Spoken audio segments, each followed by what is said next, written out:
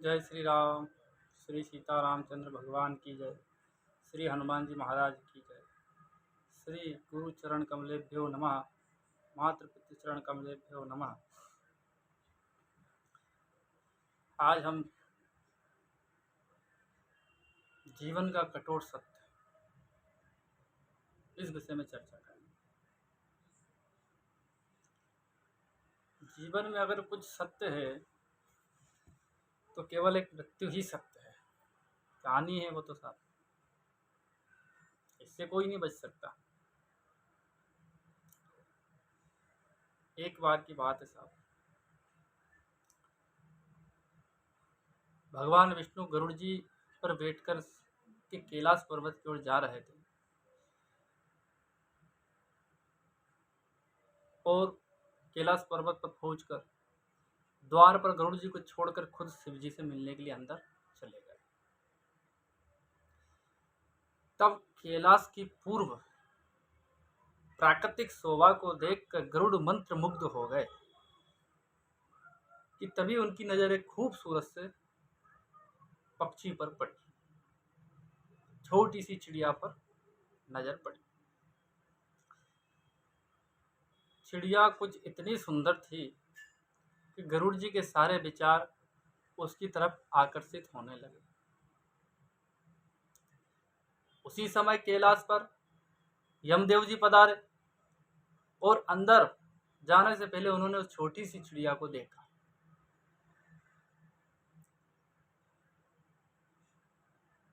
आश्चर्य की दृष्टि से पक्षी को देखा तो गरुड़ जी समझ गए कि चिड़िया का अंत निकट है और यमदेव कैलाश से निकलते ही उसे अपने साथ यमलोक ले जाएंगे। गरुड़ जी को दया आ गई, इतनी छोटी और सुंदर चिड़िया को मरता हुआ नहीं देख सकते। उसे अपने पंजों में दबाया और कैलाश से हजारों कोस दूर तक जंगल में एक चट्टान के ऊपर छोड़ दिया और खुद वापस कैलाश पर आ गए। आखिर जब यमदेव बाहर आए तो गरुड़ जी ने पूछ ही लिया कि उन्होंने उस चिड़िया को इतनी आश्चर्य भरी नजरों से क्यों देखा। यमदेव जी बोले, गरुड़ जी, जब मैंने उस चिड़िया को देखा तो मुझे ज्ञात हुआ कि वो चिड़िया कुछ ही पल बाद यहाँ से हजारों कोस दूर एक नाग के द्वारा खा ली जाएगी। अब मैं सोच रहा था कि वो इतनी जल्दी इतनी दूर कैसे जाएगी, पर अब जब वो यहाँ नहीं है तो निश्चित ही वो मर चुकी होगी।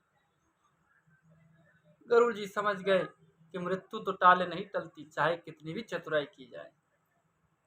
इसलिए तो कृष्ण भगवान कहते हैं कि करता तू वह जो तू चाहता है, करता तू वह जो तू चाहता है, परंतु होता वह जो मैं चाहता हूँ। कर तू वह जो मैं चाहता हूँ, फिर होगा वो जो तू चाहेगा। जीवन के 6 सत्य। कोई फर्क नहीं पड़ता कि आप कितने खूबसूरत हैं, कोई फर्क नहीं पड़ता कि आप कितने खूबसूरत हैं, क्योंकि लंगूर और गोरिल्ला भी अपनी ओर लोगों को ध्यान आकर्षित कर लेते हैं। लंगूर और गोरिल्ला भी अपना लोगों का ध्यान अपनी ओर आकर्षित कर लेते हैं। कोई फर्क नहीं पड़ता कि आपका शरीर कितना विशाल और मजबूत है, क्योंकि शमशान तक आप अपने आप को नहीं ले जा सकते, चाहे कितना भी विशाल हो। आप कितने भी लंबे क्यों ना हो, मगर आने वाले कल को आप नहीं देख सकते भाई, आप कितने भी लंबे हो तो भी आप नहीं देख सकते। कोई फर्क नहीं पड़ता कि आपकी त्वचा कितनी गोरी और चमकदार है, क्योंकि अंधेरे में रोशनी की जरूरत पड़ती है। कोई फर्क नहीं पड़ता कि आप नहीं हंसेंगे तो शब्द कहलाएंगे, क्योंकि आप पर हंसने के लिए दुनिया खड़ी है। कोई फर्क नहीं पड़ता कि आप कितने अमीर हैं और दर्जनों गाड़ियां आपके पास हैं, क्योंकि घर के बाथरूम तक आपको चल के ही जाना पड़ेगा। इसलिए संभल के चलिए, जिंदगी का सफर छोटा है। हंसते रहिए, हंसाते रहिए, आनंद लीजिए। और आनंद से जीवन को जिए। जीवन को अगर सुखमय बनाना है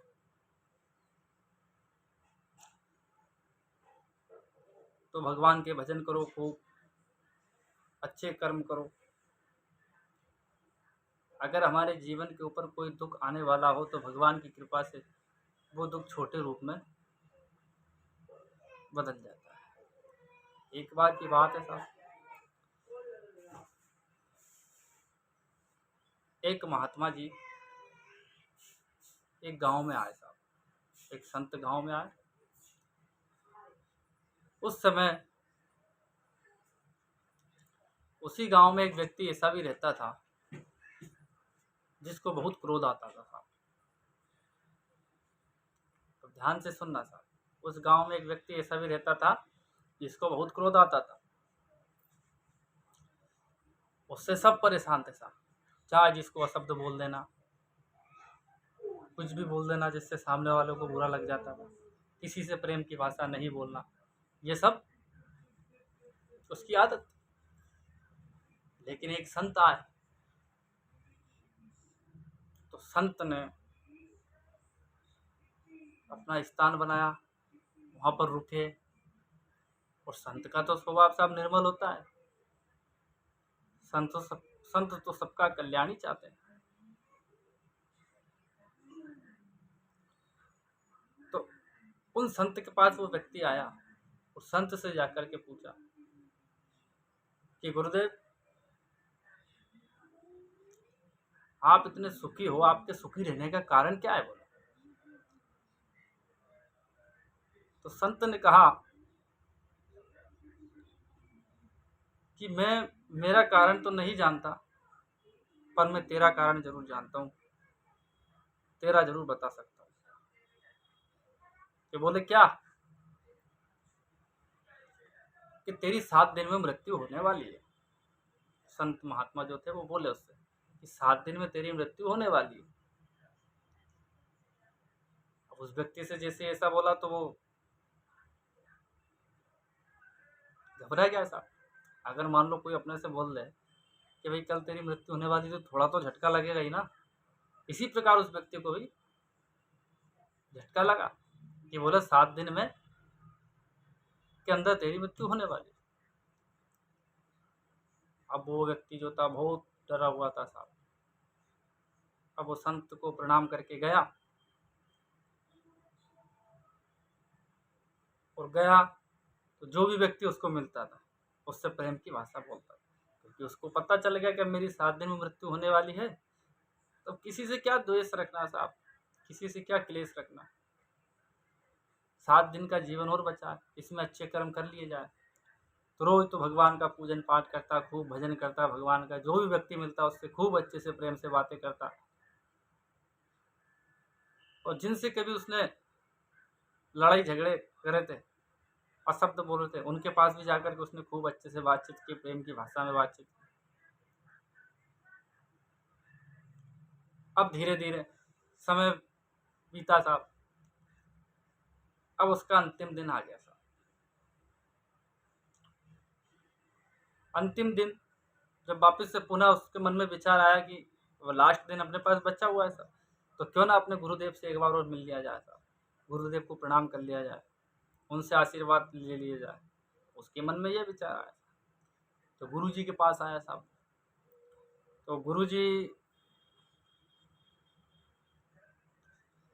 जी को प्रणाम किया। गुरु जी से बोला, गुरुदेव आज मेरा अंतिम दिन है, आप मुझे आशीर्वाद दीजिएगा जिससे मुझे शांति की प्राप्ति हो मरने के बाद, क्योंकि आज मैं मरने वाला हूँ।